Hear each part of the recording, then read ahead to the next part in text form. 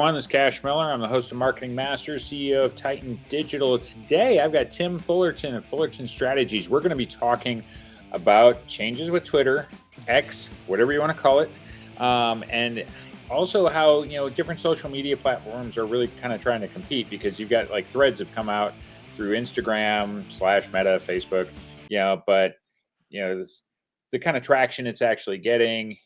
What's really changed about Twitter because of Musk taking over. So this is going to be a little different than our normal episodes, where we'll focus on a topic, because, social platforms are, they vary. And, when things, dramatic changes happen, as an advertiser, you got to really take that into account. Tim, it's great to have you on. Tell us a little bit about, you, your agency, but also your background, because your background's really interesting. Well, thanks, Cash, for having me on. It's exciting to be here. For the last 6 months, I've been running my own digital marketing agency called Fullerton Strategies, which mostly provides like fractional CMO support to clients, both big and small. It's been my first 6 months outside of or out of house, I guess I should say, which has been great. I've got a roster of a few clients, which has been really, really exciting so far. Before that, I spent about 20 years in both the corporate world and also the political world. So for the last 5, I was a VP of marketing at WeWork, which I know everybody is familiar with and could probably take up 4 podcasts worth of discussion. Yeah, I'm sure. I'm going to leave that one for today. But before that, I was the chief digital officer for the state of New York. I was in the Obama administration for 5 years, running digital strategy at the Interior Department, and I was also on the Obama for President campaign in 2008 in Chicago, running part of the email program. So big mix of a pretty diverse background, I guess you could say. Well, it's that mix that helps, because like say today's, conversation, we're talking about Twitter, X, and really the platform's changed a lot. And so, throughout your career, I'm sure, you've had to use the platform from an advertising standpoint and stuff. So you're very familiar with, where it was, and, so you can see the differences, right? Oh, absolutely. I've done it from the WeWork side, and I've done it from the political and the nonprofit side. And I think I signed up for Twitter in 2007. So I have been on the platform for, 16 years now, which seems insane. So yeah, I'm very familiar with the whole trajectory, and then obviously what I will say is a mess of the last 9 months or so. Yeah, so let's start this off by talking about pre-Musk, and where Twitter was, and I guess go through how advertisers have been they were previously able to use the platform, so we can establish kind of a base of where it was, like when advertisers got on there, who were they trying to reach and stuff, and also what were they able to do on the platform, and then we'll go into what's changed about it since. Yeah, so I mean, really, Twitter has been the digital town square for the internet for 10 years now or so. And it was really the place that you would go for breaking news, for political discussions. If the Grammys were happening or the Super Bowl, that's where people went to talk about culturally relevant events. And yes, it was driven, the majority of it was driven by news and politics, but there was all sorts of things that you could do on there. There was all sorts of communities. And that you had a straight feed at one point where you could literally just follow along what everyone you follow is doing, which there's still many of us, myself included, would love to go back there, even though I know that is unlikely on any social platform at this point. And really, like, it was there's no talk of these like shadow bans or like promoting content over others. It was literally like the ideas and the creativeness was what ruled the day, and that's where you saw some of the greatest tweets came from people with very few followers, because it just was something very creative. And yeah, I mean, it had its problems, verification issues, and I know financially there were some challenges as well. But and I think a lot of people talk about this, but like, it was my favorite social platform for a long time. And now it's one of the ones I like the least. Yeah, because I mean, the platform was, a lot of it was breaking news, and it was discussions that you could have, between people, and they had to do a lot of policing, because you Yep. get people saying things, and we say yes, you have First Amendment rights and things, you say what you want to a certain degree, but like I say, if it's depending on where you were going with that, they had to monitor stuff. We don't want hate speech and things like that going on. Yeah. So Twitter had like 6,000, employees, give or take, that were taking care of this. And I think that's one of the things that people don't realize how many people, because you think of it as like the single website and stuff, what it takes, the effort and, to be able to manage a platform like that. Well, the reality is that managing any of these social platforms is incredibly difficult and will always make somebody mad. But when they did have those thousands of people, much like Meta does on with Facebook and Instagram, Hmm. thousands and thousands of people, it is necessary because there are always going to be bad actors, and there are always going to be people who are trying to get attention by doing things that aren't appropriate. And the reality is, and I hear and I respect the conversations about the First Amendment, but like what a lot of people are also missing is that businesses have a right to decide what is being shared on their platform and what is not. Yeah. And I think that that is very important because they don't want to get sued. And I know there's laws out there regulating what you could sue social media companies for what's posted, but they do also, there's a lot of work that's done not just for hate speech and things like that, but also these just horrific, like it happened on Twitter recently. There was somebody shared some form of child pornography. Yeah. Like these are the things that need to be policed constantly. There are awful videos of animal violence that keep getting popping up on people's Mm. feeds. Like, Yeah. and these are the things that you need. AI can do some, but you need people on the judgment calls. And Yeah. when you take that away, you essentially are incentivizing hate, and you're turning whatever platform you choose to get rid of those people on to just a swamp. Yeah, it's one of those things that, when you don't see it, it's in the background. It doesn't mean it wasn't happening. It means people were catching it. And then suddenly when it's not getting caught and you see it, then of course the uproar, comes along, with that kind of thing. And we say, well, why are we seeing this? Advertisers, for a long time has been the issue, whether you're on, it could be a mainstream TV network, but like YouTube's had a lot of problems, of ads being shown on channels that the advertiser, deemed inappropriate, and they don't want to be associated with. And often people will associate an ad with that. They're watching it or it showed up in their feed, and then you suddenly have this brand. Right. Yeah, it's a monster problem, and it continues to be a problem. YouTube slash Google continues to struggle with this, and I think that for the most part they do their best, but they've made some decisions where they're deciding to allow any political speech, whether Yeah. even if it's misinformation or talk about January 6th, to go up because we're in an election year. And I think that it's a really difficult call, but it just shows the importance of content moderation. Like you have to have content moderation, or everybody will end up where really Twitter is now. Yeah, you do. And, because I think one of the things that I've often pointed out to people in different years, because when they say, well, we should be, you know, it's similar, like they'll try to compare it to like news sites and things like that, but the news chooses what it publishes, and these are private companies, or even if they're publicly traded, they're still their businesses. You are agreeing to their terms of service that you are going to abide by if you use the platform, and they've been explicit of what you can and cannot do on their platform, because it's still their platform. It's not yours to say whatever you want. And I think that's the thing that people miss, or maybe they choose to miss so that they Mm. can make big noise out of this, is that these businesses are essentially allowing you, or they're allowing you in. And you agree, we all agree. Also, we mostly don't read them, but like we all Right. agree to, but that's our choice. Yeah. And click the button to say we agree, and everyone says that. And so when like Donald Trump, for example, decides to continue to try to incite on Twitter, with violent rhetoric, Jack Dorsey and the team had every right in their power to shut him down. And I would argue it was the right thing to do. And but it is difficult, but and I think it points also to needing probably clearer terms of service and guidance around these things, so that like there isn't ambiguity. Now he's going to say no matter what when he breaks laws, but like in most cases, I think if you point to very specific rules and guidance, people will either follow them or understand where they ran afoul. Yeah, that's definitely the case.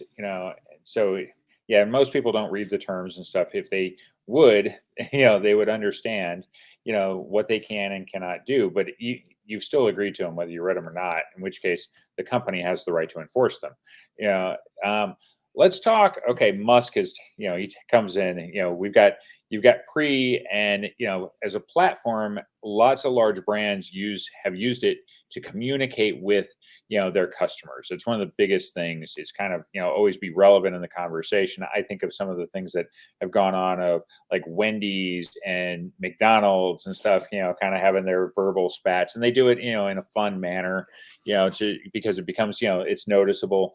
And Twitter, if you look at how many tweets have been copied and showed up in news sites, and saying, hey, so and so said this, you got a whole article built around what somebody said on Twitter. It's always been very relevant, and big brands have always wanted to be in front of that 250 to 300 million ish. They plateaued years ago where they have never been able to grow it. You have sports stars, same thing. They're all part of the conversation and saying things and whatnot. And so now Musk comes along. We all know about the 44 billion or whatever that he ended up paying for this platform, and then since then he took over 9 months or whatever ago and stuff. The number of changes and so many bad rollouts. I mean, it's one thing after another that he cut the staff by 2/3, in multiple rounds of layoffs. And then he's made numerous changes. So let's talk about some of these changes that he's instituted lately. Yeah, I mean, the list is so long, and it's kind of hard to remember. It's hard to remember which one's stuck and which ones are I know. been undone again. I think the most devastating one that he did, and he toyed around with it and finally implemented it, was to basically blow up the verification policy and program that they had, which that program was specifically meant to just signify that the account that you are reading has been verified by Twitter as the person that they say they are. That's it. There was no lifting of content or anything like that. It was just to say who you were, and it was mostly for politicians and reporters and well-known people. They did expand it at one point, which is I actually was verified on Twitter up until Musk changed, and I had to provide my passport. I literally uploaded my passport to them to show them that I was me. And so it was really designed to just validate that a person is who they say they are. Now, there were problems with it, and there were problems with how they let certain people in. I think mine's a good example of there was a little window where they let people apply, and I was at an organization of some size at the point, and I'd been on the political campaigns, so I got it. And there were problems with that. But what has happened since is when he has completely changed that to pay to play. So if you pay $8 a month, you get verified. Now, they don't verify your personal information. There is none of that. There's no license. There's no passport. There's nothing. You just pay, and you can call yourself, Musk fan 23 and have a verification. Actually, I think he took that off because it affected him, which is another problem. But you could say you were, Trump at one point, and I think they fixed a little bit. But what's happened is that the verification is now meaningless, and frankly, most people would be horrified to have the blue check now. I don't want it back. It wasn't a big deal in the first place, but they completely destroyed it. And now the only people who want the verification are generally, some business people want it, but also it's people on the right that just, want something to show some validity to what they are. It's not even big personalities. I just mean people with 50 followers or something. So if you read tweets now, they push all of the new Twitter Blue, we'll call it rather than verified. The Twitter Yeah. Blue comments are all at the beginning. And if you look at the replies in a lot of tweets, it's the most insane. Sorry about that. Yeah. Yeah, it's just the most insane, like a lot of racist and sexist and just really crude stuff, which just basically makes it impossible to read. Yeah. So, and he did it. So this is, when he first took over, he clobbered, he freaked out a lot of the advertisers, and especially as he started cutting staff and you get more bad content on there, in which case more advertisers started pulling their budgets and whatnot. And, and Twitter wasn't making money to begin with, even when he took over. Now he starts slashing costs with the idea that if I cut all these costs, then it can make money. But you also ended up, as the platform, became unstable, you ended up with a lot of people that, advertisers that left the platform, in which case you kill your revenue, at the same time. So okay, great, you cut your costs and then your revenue went with it anyway. So now you're back to square one. Yet now, and that's why like the blue check marks came along. Okay, I could charge for this, and we can do these verifications. And then it was, hey, the system's rolled out. No, it's not working correctly. Now it's back. There's been a lot of stops and starts, with it, for different programs they've rolled out. Yeah, I mean, it's been chaos. I mean, I think that's the easiest way to say it. At first, he came in and he laid off 2/3 of the team, pretty much all of the product managers, some of those engineers. Yeah, I was going to say some of those layoffs are also really public. Not just the numbers, but the way he went about some of them. Well, and he just treated them with no respect, right? He's like, we don't need these people, and da da da. And and like, look, layoffs are hard. Every company has them. I've experienced like being at places that have had them. There's not a great way to do it, but mocking people or saying they're useless out the door isn't really and it's not a good signal to brands either. And then they're down to like 2,000, 2,500 or something, and the Twitter infrastructure is incredibly complex. There's nothing like it. So then you are took away all like several layers of people who knew this stuff, and it takes a lot to keep that going. I mean, they were like I said, 300 400 million daily users. Like keeping that something like that going is very difficult. And then you couple it with him talking about how the media is not to be trusted, and all of this crazy stuff he talks about. And brands don't want to be in the political conversation, right? Like it's toxic enough as it is, and he basically made that impossible for them. So I mean, I think he lost like 25-50% of the revenue, maybe even more, which I'm sorry, but you can't make that up with $8 a month subscriptions. It is not possible to do that. Yeah, because you're not going to get enough people willing to pay for it. And a lot of times, like you can see high user numbers, like the number of accounts and things like that, but how many are active is a different story. I say, I know, I've got a Twitter account. Occasionally I get somebody trying to log into the thing, but I don't log into it anymore. It's just, like I say, the platform's become so bad. It's like, well, why bother? So it's a lot. There's so much change. It's like this ridiculous roller coaster that eventually it doesn't come to a stop. It runs off the rails. Right. And I think that we're witnessing the slow burn of that. I think a lot of people are like, oh, it's going to crash immediately. And like, that would probably be highly unlikely. And it didn't. But I think he is hell-bent on running out the people who actually built Twitter, whether it's the employees or it's the people who were producing all the content, which was frankly most of the verified users. Something like 80% of the content or something like that came from like 1 or 2% of the users. Yeah. Like a lot of people just watched, like they just lurked, right? And he has basically given them all the double middle finger.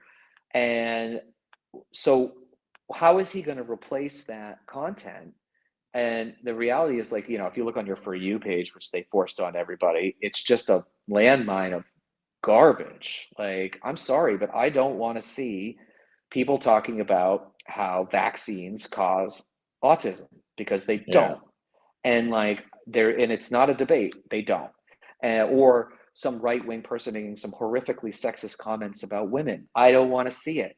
And so if I'm the individual who doesn't want to see it, imagining the folks at the large agencies or the brands going, we don't want to show up next to some guy who got kicked off the platform 3 years ago for spouting pseudo like Nazi support. Like, come on, like it doesn't make it. It's crazy. Yeah. Well, let's talk. Okay, so now his latest stunt, is that okay? It's not Twitter anymore. You've got, what, 15 years or something, a little bit longer than that, of brand equity built up. Yeah, and you're going to name it X. Literally, and I get you got SpaceX and all of that, but it's like now you're destroying the brand equity. Everything I see, I read news articles, and if you see a post or something, it's X, formerly known as Twitter. That's it's showing up. it's like the Prince thing, right? When he changed his name to the symbol, it was like the artist formerly known as Prince. Yeah, and then and even the rollout of their own signage went wrong. I mean, they put up the sign on the building and stuff, and they were like, "You don't have a permit." They made him take it down. I mean, if you could do it wrong, I mean, this is supposed to be a guy that's brilliant, and he has done some brilliant business things, just not with Twitter. Well, and I think that I don't think I've ever seen, outside of somebody who's committed a horrific crime or something, I don't think I've seen somebody torpedo their personal brand as fast as Elon Musk has. And I think that the trouble for him with that is that when people really start to look at SpaceX and Tesla in particular, not so much PayPal, but those two, he bought those from people. Everyone sort of assumed that he started those companies from scratch. And the reality is that he didn't. And so now all of a sudden you've got him, at the reins here on a completely different business model, right? He's not selling cars, and he's not selling government contracts for space. He is dealing directly with the public. And I think it's showing that, he is brilliant in many ways. Like Tesla, what they were able to do is incredible. Like, you can't take that away from them. SpaceX, it's the same. But now that he is solely in charge and unraveling things over on Twitter, you've got to question his business acumen in at least certain areas. And I think he is not equipped to run a social media platform. He's never done it before. And the other problem is that he only has people around him who say yes. And I think that is a big problem for many execs, certainly not just him, but there's nobody there to push back. He's got these advisors like this David Marks and Jason Calacanis and these people who just pump what he's saying, even though they were saying completely opposite things before he was in there. And so it's just an echo chamber. So he's not even getting the right advice because frankly, he doesn't want it. Yeah, no, he does have a tendency of a bit of a God complex, and thinking that he knows better than everybody else. So yes, he surrounds himself with a bunch of yes men and people, that will do whatever he wants because he's accumulated a lot of his own power and whatnot, and he has been successful with his other businesses. What do you think is his ultimate motivation of because it seemed like when he first bought Twitter, first it was like, I'll buy it, I'll fix it. Then it's no, I don't want it. And then, okay, well, fine, I'll buy it because I don't have a choice now. So what do you think the end game for Twitter is? Well, I mean, I think that, you hit something really important there that people seem to forget is that he tried to back out of this deal. He kind of got into it in the very Elon way, right? And Twitter should have let him too. I know. Well, I mean, if I'm the Twitter board, you have to accept that deal, right? Because that company wasn't worth $44 billion. No way. So they kind of were stuck with it. And, I think he thought he could just, snap his fingers and have it magically and turn it around. And he's realized how difficult it is. And I think what's going to happen and is happening now is that he is creating a self-contained ecosystem to feed his ego and drive, basically create the biggest Elon fanboy network that's out there. He doesn't want people like me there. And I have, I have 18,000 followers. It's not a lot, but it's it's a, decent size. He doesn't want me there. He doesn't want the reporters there. He doesn't want celebs there. Well, certain celebs. So it's who are you building for? And it just kind of seems like right now he's just I just want to play toy that will just like feed me, like, give me affirmation and tell me how wonderful I am. And you know what? I've sunk $44 billion in this, but guess what? I still have 200. So it doesn't really matter to me. Yeah. And I think that it feels like that's going, and maybe he dumps it at some point.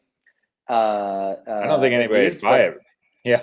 Yeah. What's he, if anybody, nobody would pay anywhere near what he paid. So oh that might not be no, an, if it's anybody's 50. even, Yeah, it's 50% at best. I think that Twitter announced that it was like 20, which I highly yeah. doubt. We are probably talking teens, if not like more in the 8 to 10 range would be my I think guess. with the rebrand, I think he's destroyed any resale value because of the fact that he's caused so many problems that whoever buys it would have to fix them. And it would take a ton of work just to get back to where it was before he bought it. I don't think that except for Yeah, a large company like SoftBank or something might be willing to do it.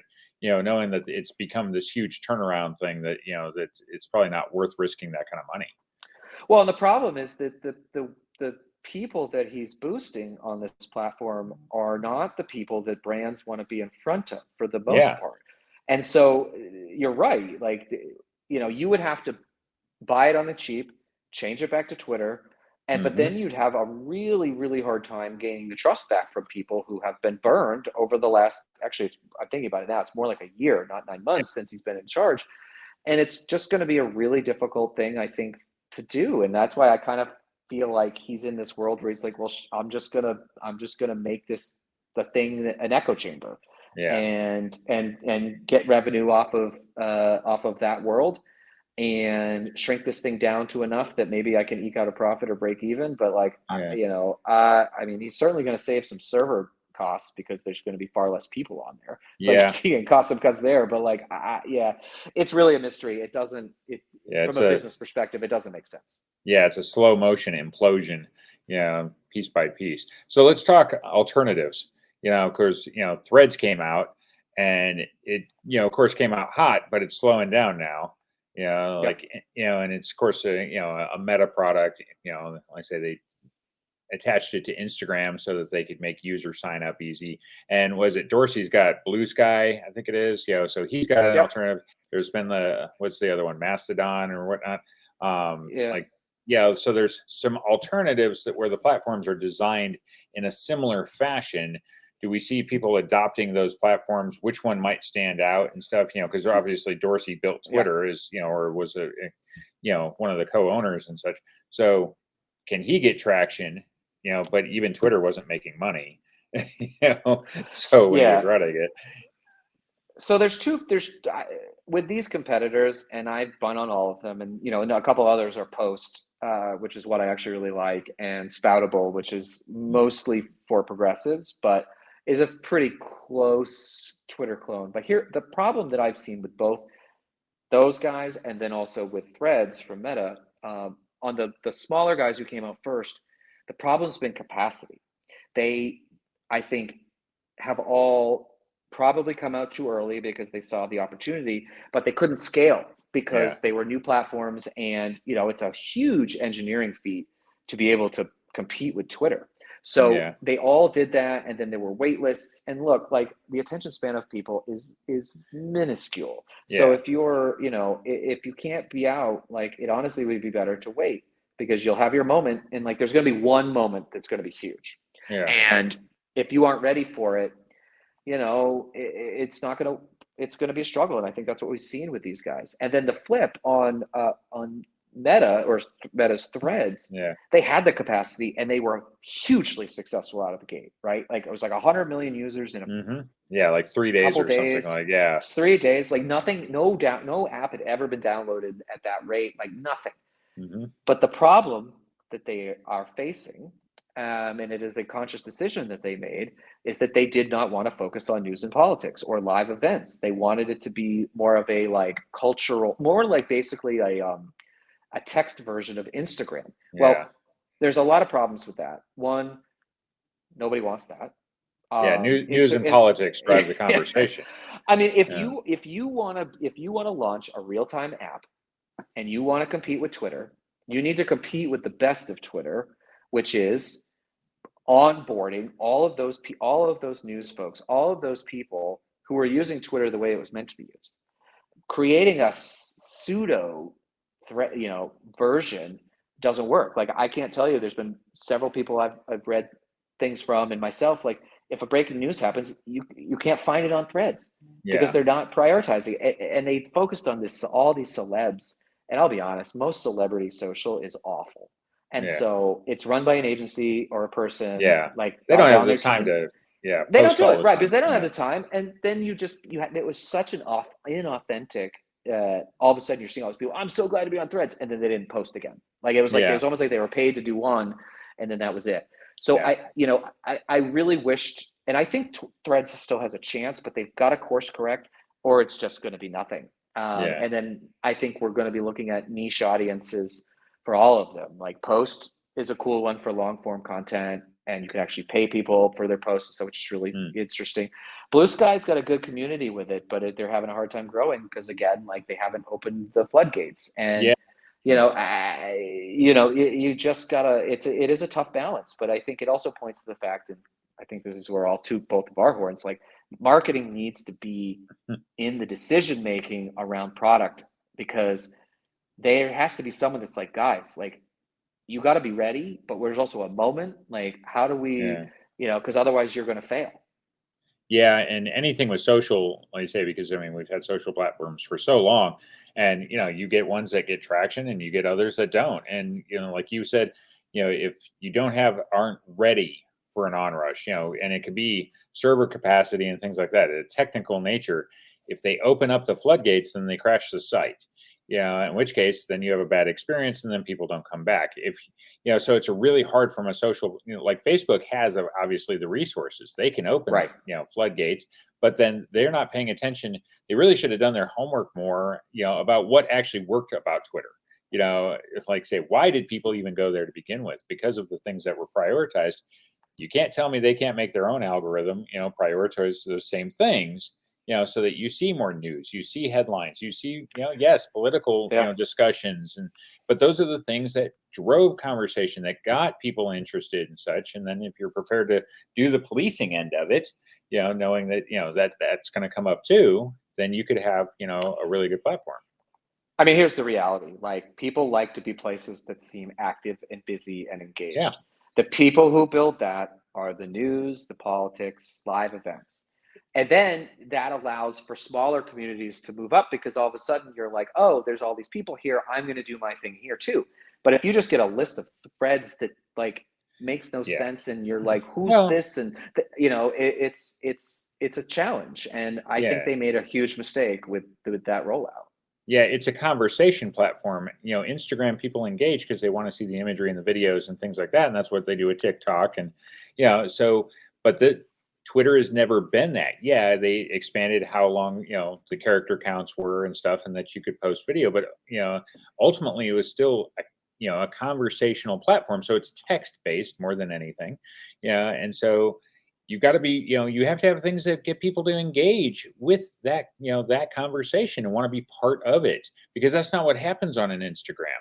You like photos and stuff, and somebody's vacation thing or the food they ate or whatever, like, you engage with it individually, but you're leaving a comment and stuff. You're not, like I say, and that's where I think Zuckerberg, he failed, because he didn't understand the differences, of what you already have and what this is. And it's never been the same. Yeah, it's totally right. And I think that they are trying to put the meta, approach onto a live platform. Yeah. It doesn't work that way. And you can't, if you algorithm everything to death, like, you're going to kill you just aren't going to be successful. And they're not, right? Their exit rates are astronomical. Yeah. And the reason obviously is because people are not engaged on the platform, because they're not prioritizing that. And that is a huge problem. Yeah. It always amazes me how the billionaires always think they, because of their success, obviously, but they think they know better than everybody else. I mean, Zuckerberg might be able to figure it out. I know, heard he was, didn't want to do the cage match with Musk. So, so he's got a little extra time, to devote to it. But otherwise, like I say, I think X is going to be a slow, fade away over time. it stays in the news because Musk tries something new that fails, dramatically. And that's what the part that makes the news. So it's the only thing like keeping it relevant to any degree right now. So I know, and I will just for fun, that ridiculous cage match thing that was proposed. By the way, Zuckerberg would destroy Musk at that. He is like an actual isn't he? jiu-jitsu practicer and has done it for years, and Elon doesn't do anything. So it's I just have to say it because like the ego on Elon to think that he could actually like do anything in that arena, it would be very bad for him, which points to again his decision-making choices But I'll at tell you Twitter. what, It's like they put it on pay-per-view, and I'll tell you what, a lot of people might buy that one just for the comedy of it, to see kind of Musk put in his place. Right. But Zuckerberg, I know, jiu-jitsu or whatever, he's done martial arts for years. I think he was in South Korea recently or something, and for a contest that were going on and everything. So Zuckerberg would win that one. This has been a great conversation. If somebody needed your marketing expertise, because you've worked with a lot of, a number of big organizations and such, how would people get a hold of you? Yeah, I mean, the best way is go to my website, which is fullertonstrategies.com. Fullerton, like the city. Or, you can find me on LinkedIn under Tim Fullerton. I'd be happy to talk to anybody on either of those platforms. Okay, well, this has been great. Again, I'm Cash Miller, the host of Marketing Masters, CEO of Titan Digital. We've been talking Twitter, X, what has become of it, and some of the alternatives that are out there, but they've got some drawbacks as well. So if you're thinking of advertising those routes, be very careful right now because the landscape is a lot different. Thank you for tuning in. We'll see you next time.